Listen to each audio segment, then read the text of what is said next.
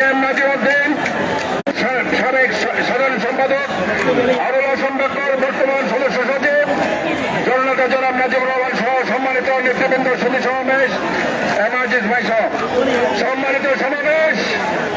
আজকে বলতে চাই, গাজাতে ফিলিস্তিনিতে শত শত হাজারো হাজারো বাচ্চা, নারী, পুরুষকে বিনা কারণে বিনা স্কুলেতে যেভাবে হত্যা করা হয়েছে, মানবতার ইতিহাসে এটা বিরল। আমরা আজকে এই প্রতিবাদ করছি। এই প্রতিবাদের মধ্যে দিয়ে আমরা বলতে চাই, এটা শেষ নয়, এটা শুরু হয়েছে, এটা চলতে থাকবে যতক্ষণ পর্যন্ত বন্ধ না হয়।